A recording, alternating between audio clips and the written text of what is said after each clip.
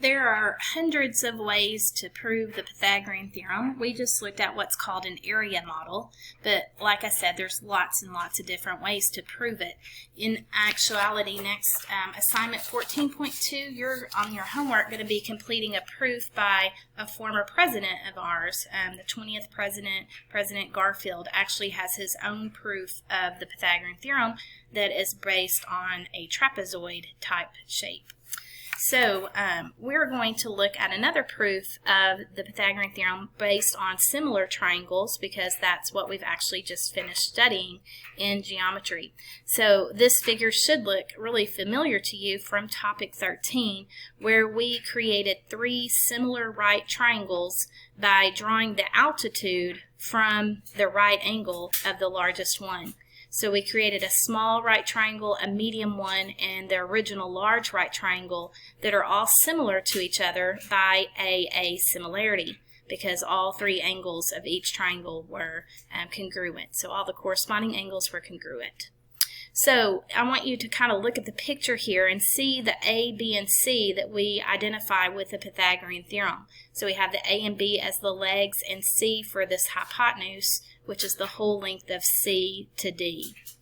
So they have labeled the distance from C to B with a variable y, and so that means from B to D, that would be C minus y. The whole length, which is C, minus that part y, would equal this other part. So you can see if you added y to C minus y, the y and the minus y would cancel, leaving you a C. So just wanted to point that out so you would understand where those variables came from. So the first thing I want to do is just refamiliarize ourselves with writing those proportions that we already know, and that is going to help us fill in the blanks here on number 4 in our notes.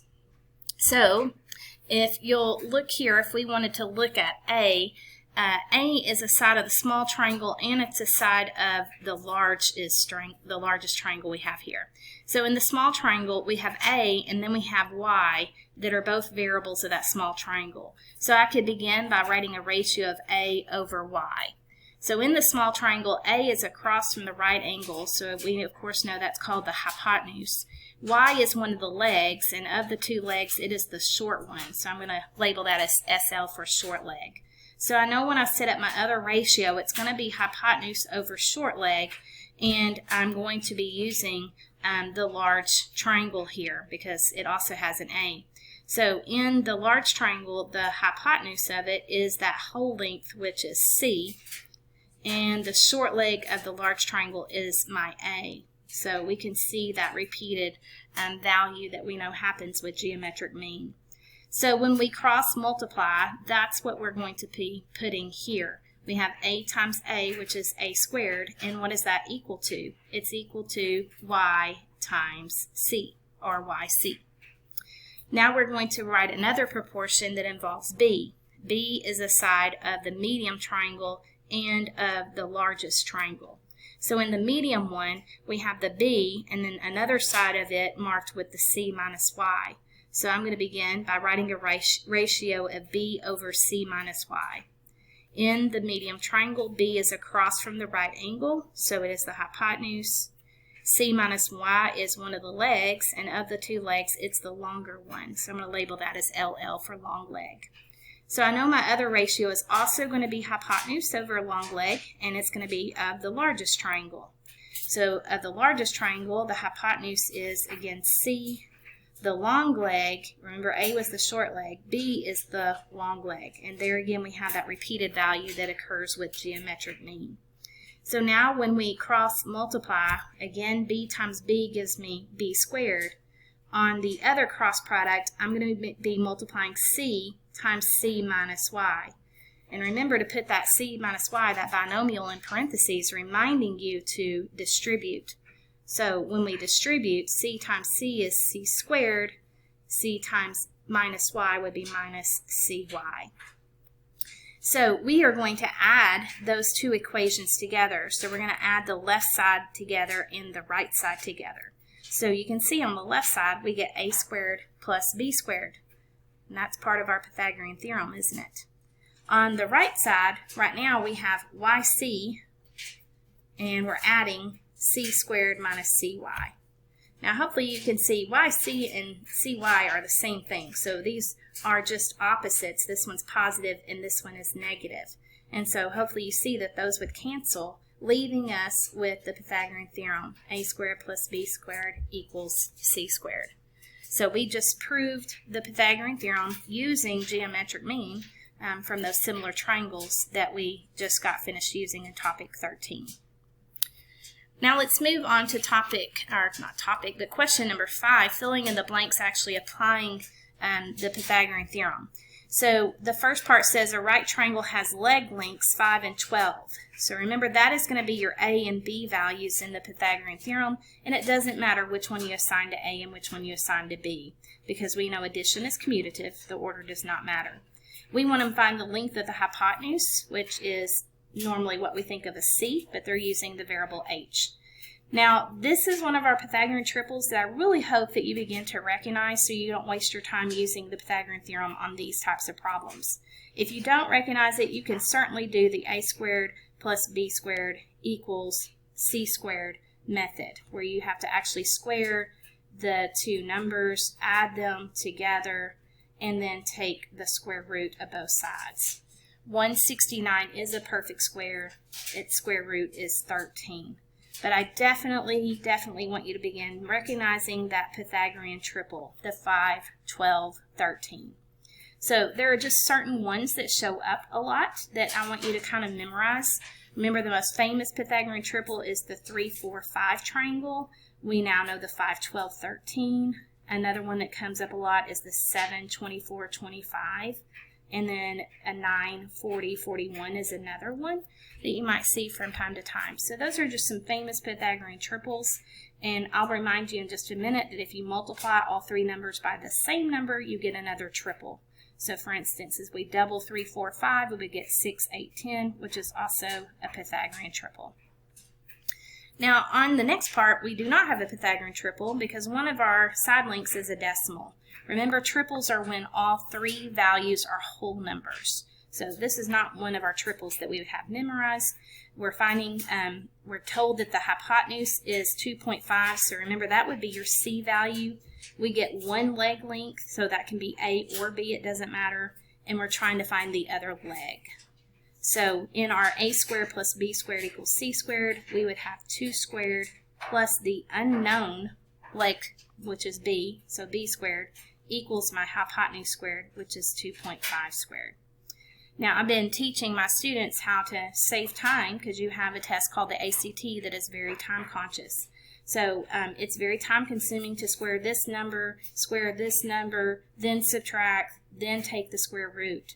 And so if you can follow the math, you can get this done in one step. You know, you're going to be taking the square root as your final step, and it's going to be this number squared, 2.5 squared, minus this number squared. And so you could put that in your calculator all in one step and kind of save some time there. So we want the square root of 2.5 squared minus 2 squared, and we get 1.5. It's a terminating decimal, so that's perfectly fine to give us an answer. Remember, it's the non-terminating ones that we want to give as simplified radicals. The last part of number 5 says a right triangle has hypotenuse of length d and lengths of leg lengths of u and g. So by the Pythagorean theorem, how would we write that? And that's just to let you know, you're not always just going to be using the variables a, b, and c. Those variables can be anything. So again, back to number 2, you've got to understand it in context. You have to understand that the leg lengths are squared and added together. So u squared plus g squared equals the square of the hypotenuse. So that would be d squared in this case. So don't just get so wrapped up on a, b, and c. Make sure you understand the context of the theorem. All right, let's look at number 6. This is a reminder that we can use the Pythagorean theorem to decide whether a triangle with the given lengths is actually a right one or not. So remember to tell if it's a triangle, the two smaller sides have to add up to be greater than the third side. Well, 8 plus 15 is 23. That is greater than 17, so we do know this is at least a triangle. But to determine if it is a right one, it has to satisfy the Pythagorean theorem. A squared plus b squared must equal c squared. Now remember, the hypotenuse is the longest side, so that tells you you're going to be putting the 17 in for the c, and the 8 and 15 go in for the a and b in any order. So if 8 squared plus 15 squared is equal to 17 squared, then yes, this is a right triangle. Well, remember, these are ones we should have memorized, right? 8 squared is 64, 15 squared is 225, and 17 squared is 289. Is 64 and 225 equal to 289? Indeed it is. So do you remember what we call these three numbers again? There's another Pythagorean triple. It's the 8, 15, 17 triangle, which is a Pythagorean triple. So number 7 is reminding you what a Pythagorean triple is. It's when the three sides that satisfy the Pythagorean triple are all positive integers. No decimals, no fraction parts, just integers. And so the smallest Pythagorean triple that's the most famous is the 3, 4, 5 triangle. Number 8 gives you some measurements of sides, and I want you to pause the video and determine on your own if these are right or non-right triangles, and then you can restart the video to check your answers. So I hope on the first one, the 6, 8, 10, that you found that that is a right triangle. Again, just a reminder, that is the 3, 4, 5 triple that's been doubled, 6, 8, 10. 6 squared is 36, 8 squared is 64, and that does add up to get 10 squared, which is 100. Hopefully on the 4, 4, 8, you found that that is a non-right triangle. It's still a triangle because 4 plus, oh, it's not even.